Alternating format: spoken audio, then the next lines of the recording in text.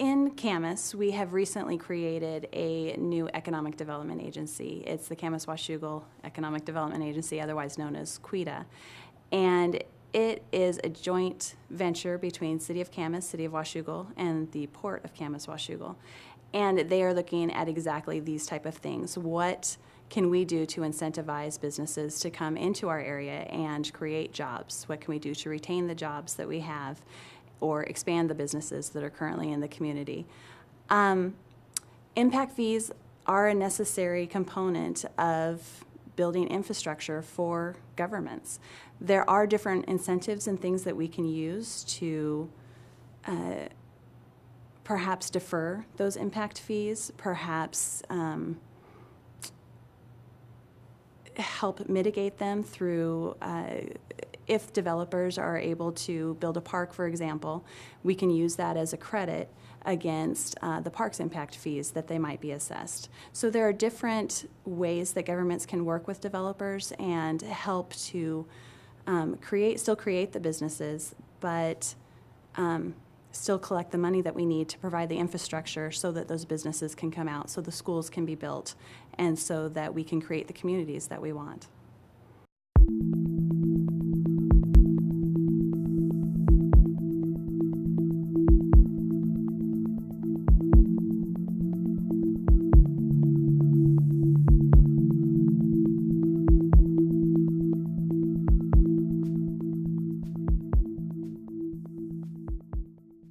Taxes and the use on the general fund is a very,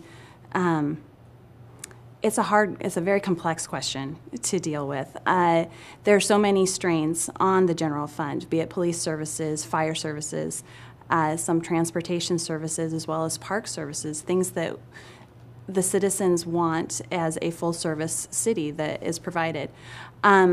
Because of those restrictions on property taxes, it's getting harder and harder to meet those funding needs within the resources that we have. I believe that any new tax should be subject to a vote. Voters should be able to decide, do they want to have an admissions tax? Do they want to have a MPD district placed in their community so that they can fund park services and then relieve the pressure on the general fund for police and fire, things that people want. I read public polls and I've seen surveys, and people want all of the things. They prioritize them differently, but sometimes we're just not able to fund them the way that we would like. So it's important for the community to have a say. If they pass a vote to create a Metropolitan Parks District, for example, in the city of Camas, I would take that to mean that they really support park services, and that would help to fully fund our park services and relieve some of the pressure on our general fund for public safety, for police and fire. So I would just always support a vote of the people to have a say on the services that they provide. If you want the services, would you be willing to pay for them? And if you're not willing to, you still want them, but you're not quite willing to pay for them, at what point are you willing to pay for them? And then we can make those adjustments as we go.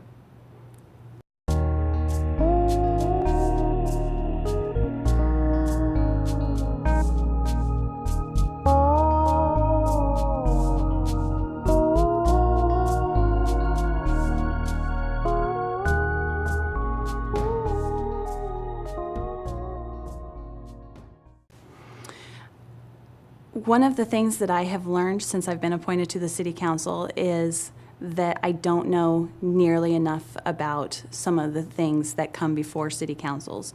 And rapid bus transit is one of those issues. I'm not familiar with the issue on Fourth Plain Boulevard, so I wouldn't want to comment on that specifically.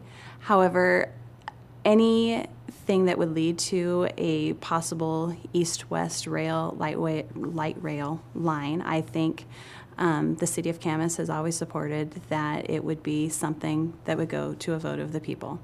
Will there be a light rail line? They will tell us whether they're willing to fund it. That pretty much indicates that they want there to be a light rail line. I really couldn't comment on whether that that C-Tran study is going to lead into that. We do have a council representative on the C-Tran board, and I've heard that she is expressing the will of the Camas Council when she goes, so I'm going to trust that she is making the city of Camas decisions and known to the C-Tran board, and that she is promoting our Camas position, that we would like that to be under a vote of the people.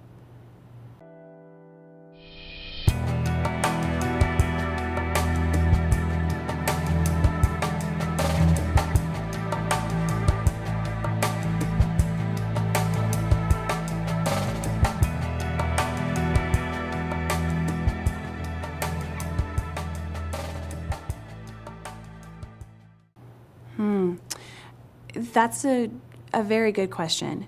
I support pilot projects. Whenever there is something that could possibly, that we don't know what the outcome is going to be, that we've studied it and we think that maybe there's going to be some efficiency or betterment that would come from the process, I support trying it and seeing. And I put the hybrid bus into that category. We've tried it, and maybe the analysis was that there would be a longer term recovery in the costs, and so maybe we haven't hit that yet. I wouldn't make any generalizations that would say that we should now stop doing it, because I'm not completely aware of the study. If it was a pilot, I do support it, and I'd like to see it to its conclusion before I make a decision whether it was right or wrong to do it. The 2% sales tax, I definitely, I've read some of the reports on operations and how it is needed. I support that going to the voters. If the voters think that it definitely needs a 2% sales tax increase in order to fund operations, I support that as a city council member. I do have to do more reading on it as a citizen myself to see what I am going to vote for, but as long as it's up, we appreciate the ability to be able to vote on it, and we'll support the outcome.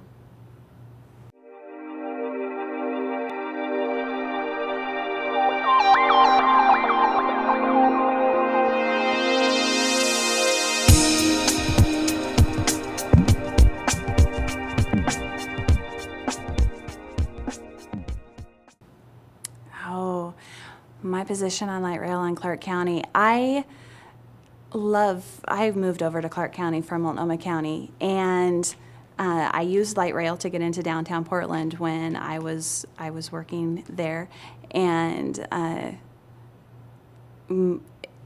enjoyed the benefits of it. Moving into Clark County, I can get from Camas to Hazeldale within 20 minutes. I love the lack of traffic in Clark County at this point.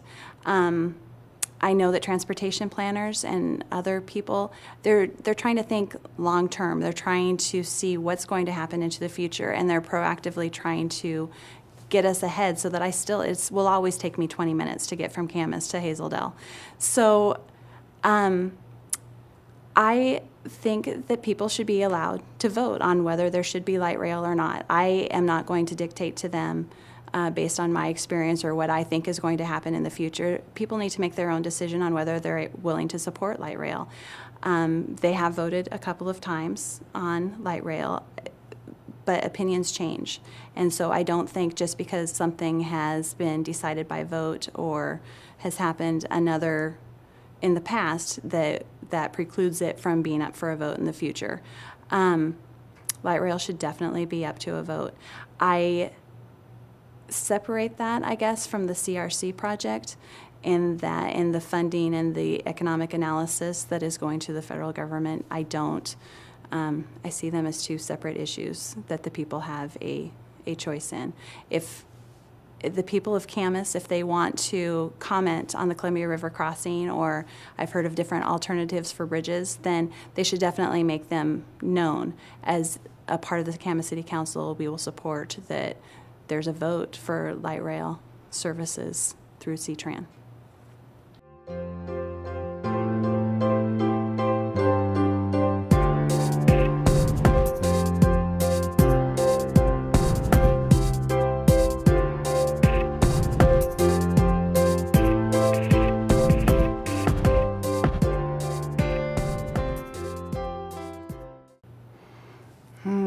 That is an interesting question. When I moved into Camas in 2002, I was working for the city of Gresham at the time, and I would have loved a bridge at 192nd. I saw it as a benefit to, primarily as a benefit to Gresham, as people would drive across the bridge and pay for tax-free goods over on the other side. And I wondered why it wasn't brought up more. As time has gone on, it's definitely a little frustrating sometimes when I can see where I want to go directly across the bridge, but it takes me another 30 minutes to get there. But I've kind of acquiesced. I've kind of accepted that, and I stay where I am. If it wasn't for the sprawl that developed after the 205 bridge was open, and I remember that being a big deal when I was younger. I can't believe it was 30 years ago when it opened. It has benefited me out in Camas. So I don't necessarily see it as sprawl. I see it within identified urban growth boundaries. We establish where we want our communities to be, and we set them up, and we hopefully plan for where we want the economic development to occur, and are set up. So would I support 192nd Street Bridge at this point? It would be, I would still say it would be lovely, but I would need to have more information on it. I have seen reports about that alternative, and the potential costs being much lower, I'm assuming because there wouldn't be a light rail component in it. And so it's definitely something to look into more. Personally, I wouldn't be using it as much as I would have 9 years ago when it seemed my life was completely in Multnomah County, and now that I've immersed myself in Clark County, I don't go over there as much as I used to. I think that it would help communities on both sides of the river. Is it necessary now? Possibly. May it be necessary in the future? Maybe so also. I would definitely need to look into that some more. I wouldn't categorize the development that occurs around it, though, as economic sprawl, personally.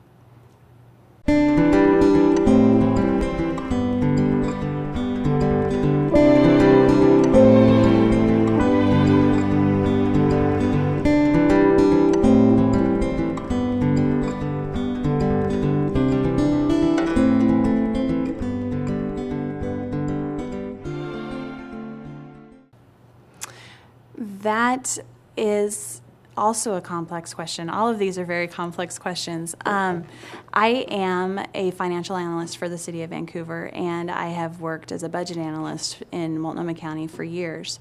Unfortunately, debt is a necessary component to be able to build things, and especially in this tax rate structure, it's a good time to go out and get debt. We're able to build more stuff we're able to get more money for less payments at this point for us. And so it is something that I'm willing to consider when we look at things. The city of Camas, they amaze me. When we're watching I think that I'm a pretty good financial analyst. I look at things and I try to see both sides and try to figure out who will this be helping. Grants are not necessarily free. There's always something that goes with it. People seem to think, oh, there's free money, here we go, let's just grab it. That's never the case, usually never the case. And so you can't always accept things at face value. There has to be some analysis. The city of Camas, in one of the 3 meetings that I've been to, they need to replace a water line and a water filtration plant, and they brought this to us, and I'm reading it, and they keep talking about different alternatives, including logging of this site, and I didn't make the connection. I was like, why are they continuing to talk about logging when we're trying to get this water filtration line taken care of? And it turns out that they were looking at modestly logging the area, 2% each year, in order to make the debt payment. So they were using a resource that we had in order to replace something that we needed to replace that was going to be very costly. So I'm so proud that they thought of that. I can't say that I would have thought of that in the first place. The consultants that they brought in, and then the staff recommendation to encourage to bring that along to council was remarkable. I think that it is best to live within your means. You do not use one-time resources to fund ongoing programs, and I think that that is what is happening a lot in municipal governments. We have a stronger beginning balance than we thought we would have, so let's fund public safety services with it and not make the necessary reductions that may be necessary. It's a little redundant, but so sometimes you have to make the hard choices. All of the cities have, and the counties, we have financial policies that we need to follow. And I know in most of those financial policies, it says do not use one-time funds to fund ongoing programs. We just need to stick to that, and it is hard. I do support debt if we need to. For example, if it is existing debt, I completely support refunding that and getting to the lower rates, and I think cities are making that smart decision. If it is to incur new debt, then I support that through a vote of the people, especially if it is something, for example, in Camas, if it were for a community center or something like that, that's definitely something people need to have a vote on, just like they did at Furstenberg Center or some of the other in the city of Vancouver.